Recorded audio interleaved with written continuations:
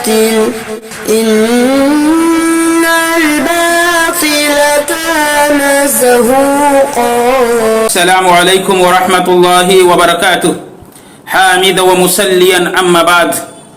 محترم ناظرین، اللہ رب العالمین کی عبادت کے ساتھ ساتھ ہمیں خصوصی توجہ معاملات کی درستگی کی طرف دینی چاہیے، کیونکہ معاملات کی درستگی یہ ایمان کا جز ہے، اور معاملات کی عدم درستگی یہ ذہنی تناؤ، نفسیاتی مسائل، ڈپریشن اور ٹینشن کا سبب ہے۔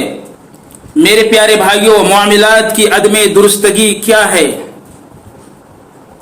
اس کا مطلب یہ ہے کہ معاملات کو صحیح طریقے سے اگر ہم ہینڈل نہیں کر پا رہے ہیں، یا میٹر کو ہم صحیح طریقے سے سولو نہیں کر پا رہے ہیں، تو یہی ہے معاملات کی عدم درستگی۔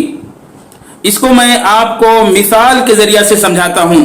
مثال کے طور پر کوئی آدمی کسی سے قرضہ لیتا ہے اور وہ دن تاریخ متعین کرتا ہے اور وہ وقت پر قرضہ نہیں ادا کرتا ہے۔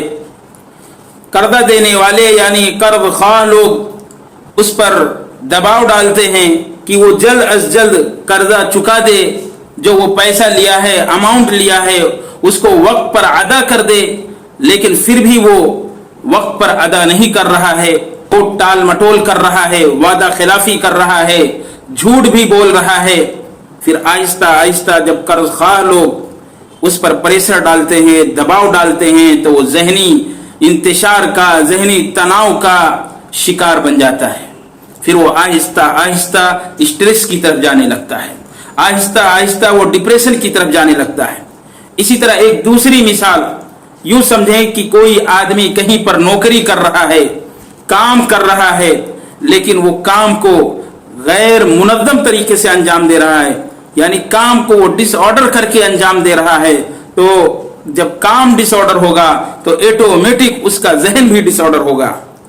یا اسی طریقے سے وہ کام میں سستی کاہلی برت رہا ہے، صحیح طریقے سے کام کو نہیں کر رہا ہے جس طرح اسے کرنا چاہیے، تو باس کی طرف سے، ذمہ داروں کی طرف سے، اونر کی طرف سے اس پر پریشر پڑتا ہے، دباؤ پڑتا ہے۔ پھر اس کا نتیجہ یہ نکلتا ہے آہستہ آہستہ وہ انسان ذہنی تناؤ کا شکار ہو جاتا ہے۔ میرے پیارے بھائیوں، نبی پاک صلی اللہ علیہ وسلم نے بہت سی دعائیں سکھلائی ہیں جن کی وجہ سے ہم اپنے معاملات کو صحیح طریقے سے درست کر سکتے ہیں۔ معاملات کی درستگی کی طرف نبی صلی اللہ علیہ وسلم نے بہت سی دعائیں ہم تمام لوگوں کو بتلائے ہیں۔ مثال کے طور پر جو آدمی قرضے سے لدا ہوا ہے یا اس پر قرضے کا بوجھ ہے، وہ صحیح طریقے سے معاملات کو ہینڈل نہیں کر پا رہا ہے، تو آپ صلی اللہ علیہ وسلم یہ دعا بیان فرمائے، اللہم انی اعوذ بک من المأثم والمغرم۔ اے اللہ، میں تیرے ذریعہ سے گناہوں سے پناہ مانگتا ہوں، اے اللہ میں تیرے ذریعہ سے قرضوں سے پناہ مانگتا ہوں۔ میرے پیارے بھائیوں، آپ صلی اللہ علیہ وسلم نے یہ امت محمدیہ کو تعلیم دی ہے کہ 5 وقتہ نماز جو ہم ادا کرتے ہیں، فرض نماز کے بعد اس دعا کو پڑھتے رہیں۔ یہ بہت بہترین دعا ہے میرے پیارے بھائیوں، خاص طور سے ان لوگوں کے لیے جو لوگ قرضوں کی وجہ سے ذہنی تناؤ کا شکار ہیں یا ڈپریشن کی طرف جا رہے ہیں۔ انہیں چاہیے کہ فرض نمازوں کے بعد اس دعا کا اہتمام کریں، نبی کریم صلی اللہ علیہ وسلم کے اس تحفہ کو قبول کریں جو آپ صلی اللہ علیہ وسلم نے بتلائے ہیں، ہم لوگوں کو سکھلائے ہیں۔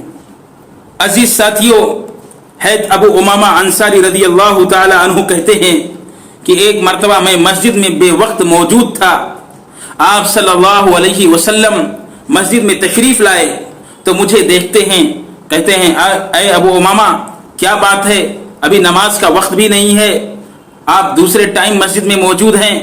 تو وہ کہتے ہیں اللہ کے رسول صلی اللہ علیہ وسلم مجھے طرح طرح کی پریشانیوں نے گھیر رکھا ہے۔ یعنی وہ صحابی رسول صلی اللہ علیہ وسلم ذہنی انتشار کے شکار تھے۔ تو آپ صلی اللہ علیہ وسلم بیان فرمائے، کیا میں تمہیں کچھ ایسے کلمات نہ سکھلا دوں جس کو آپ پڑھو گے تو آپ کے یہ سارے دکھ، درد، تکلیف، پریشانی سب ختم ہو جائے گی؟ حضرت ابو امامہ انصاری رضی اللہ تعالیٰ عنہ کہتے ہیں अय अल्लाह के रसूल सल्लल्लाहु अलैहि वसल्लम क्यों नहीं, तो आप सल्लल्लाहु अलैहि वसल्लम उनको ये कलिमात सिखलाए, अल्लाहुम्मा इन्नी अऊज़ु बिका मिनल हम्मी वल हज़्नी वल अज्ज़ी वल कसली वल बुखली वल जुबनी व दलइद दैन व गलबतिर रिजाल, जिसका सादा सा तर्जुमा ये है कि अय अल्लाह हम तेरे जरिया से गम से, तकलीफ से, परेशानी से, मुसीबत से, टेंशन से, डिप्रेशन से, जहनी तनाव से हम पनाह मांगते हैं, वल अज्ज़ी वल कसली, और अय अल्लाह तेरे जरिया से हम आजिज़ी से, कम हिम्मती से, सुस्ती से, काहिली से, लेजीनेस से पनाह मांगते हैं। और इसी तरह अय अल्लाह हम तेरे जरिया से पनाह मांगते हैं बुज़दिली से, बखीली से, कंजूसी से, और अय अल्लाह हम पनाह मांगते हैं तेरे जरिया से कर्जों से, कर्जों के बोझ से, और अय अल्लाह हम पनाह मांगते हैं ऐसे लोगों से जो मुझ पर दबाव डालें। मेरे प्यारे भाइयों, कितनी अजीम दुआ है। आप सल्लल्लाहु अलैहि वसल्लम ने कितना बेहतरीन तोहफा उम्मत मोहम्मदिया को दिए, लेकिन आप सल्लल्लाहु अलैहि वसल्लम के इस तोहफा को हम कबूल नहीं करते। बड़े अफसोस के साथ कहना पड़ता है, दुख के साथ कहना पड़ता है।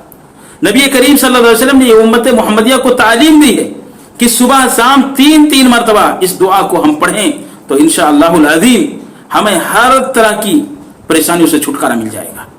इस दुआ में आप सल्लल्लाहु अलैहि वसल्लम ने वो तालीम दी है कि गम, तकलीफ, परेशानी, डिप्रेशन, टेंशन, स्ट्रेस, जहनी तनाव, जहनी इंतशार, कोई भी शक्लें अगर हमारे पास मौजूद हैं तो हम इस दुआ को पढ़ें। गम और हज़्न का मतलब यही है। इसी तरीके से अगर हमारे अंदर किसी काम के करने की हिम्मत नहीं है तो वो हिम्मत पैदा करने के लिए हम इस दुआ को पढ़ें। और इसी तरह आप सल्लल्लाहु अलैहि वसल्लम ने ये तालीम दी है इसमें, खास तौर से जो लोग सुस्ती, काहली बरतते हैं काम काज में, या ऐसे ही हम पर ऐसे लोग मुसल्लत हो गए हैं जो हम पर दबाव डालते हैं, तो उनके जुल्म और ज्यादती से बचने के लिए इसमें पनाह मांगी गई है। और ऐसे ही कर्जों के बोझ से पनाह मांगी गई है। और ये ऐसे मामलात हैं मेरे प्यारे भाइयों जिनकी वजह से इंसान जहनी इंतशार का शिकार होता ही है। तो इन तमाम चीज़ों से पनाह मांगी गई है ताकि एकदम हम फ्री रहें, किसी तरह के डिप्रेशन में हम न जाएं। आखिर में हम अल्लाह रब्बुल इज़्ज़त से दुआ करते हैं कि इलाहुल आलमीन तो हम तमाम लोगों को हर तरह की बीमारियों से महफूज रख। आमीन तक़ब्बल या रब्बल आलमीन। वस्सलामु अलैकुम व रहमतुल्लाहि व बरकातुहू।